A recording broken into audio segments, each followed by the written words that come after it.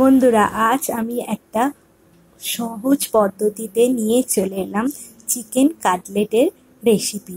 দেখো, আমি চিকেনগুলোকে প্রথমে সেদ্ধ করে নিয়েছিলাম, তারপরে এতে আলু সেদ্ধ দিয়ে দিয়েছিলাম, তারপরে আমি গোলমরিচ গুঁড়ো দিলাম, হলুদ গুঁড়ো দিলাম, একটু জিরে গুঁড়ো দিয়ে দিলাম, আর দিলাম লাল লঙ্কার গুঁড়ো, তারপর আমি স্বাদ মতন নুন দিয়েছিলাম।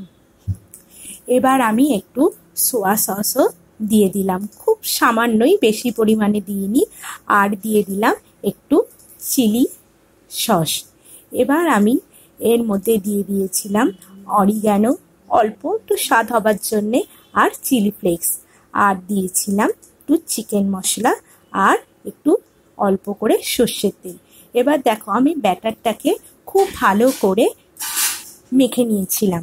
এবার কড়াইতে সর্ষের তেল দিয়ে, বা সাদা তেলও অনেকে দিতে পারো, আর সর্ষের তেলের স্বাদটা একটু বেশি হবে বলে আমি তাই দিয়েছিলাম। দিয়ে মশলাটা ভালোভাবে নেড়ে একটা ডো রেডি করে নিয়েছিলাম। তারপরে আমি হাতের সাহায্যে, দেখো, আমি একটা কাটলেট রেডি করে নিয়েছিলাম আমার পছন্দ মতন সাইজ করে। তারপরে আমি একটা বাটিতে নিয়ে নিয়েছিলাম কর্নফ্লাওয়ার, তাতে দিয়ে দিয়েছিলাম গোলমরিচের গুঁড়ো, নুন, আর দিয়ে একটা ডিম ফাটিয়ে ভালো করে নেড়ে নিয়েছিলাম। আর আমি এতে একটু সামান্য জল দিয়ে দিয়েছিলাম ব্যাটারটা একটু ভালো পাতলা হওয়ার জন্য। এবার দেখো, আমি একটা করে কড়াইতে তেল গরম করতে দিয়েই দিয়েছি। তার মধ্যে আমি একটা কাটলেটকে আমি ডোয়ের মধ্যে, মানে ব্যাটারের মধ্যে দিয়ে, তারপরে ব্রেড ক্রাম্বসের গুঁড়োতে একবার কোট করে নিয়ে, আবার একবার আমি ব্যাটারের মধ্যে দিয়ে আবারও ভালোভাবে ব্রেড ক্রাম্বসের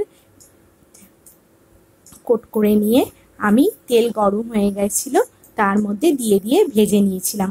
হ্যাঁ, তেলটা ভালোভাবে গরম হয়ে নিতে হবে, তারপরে ওটাকে লো টু মিডিয়াম ফ্লেমে রাখতে হবে। দেখো, আমি আস্তে আস্তে একটা কাটলেটকে ভেজে তুলে নিয়েছিলাম, খেতেও কিন্তু দারুণ হয়েছে।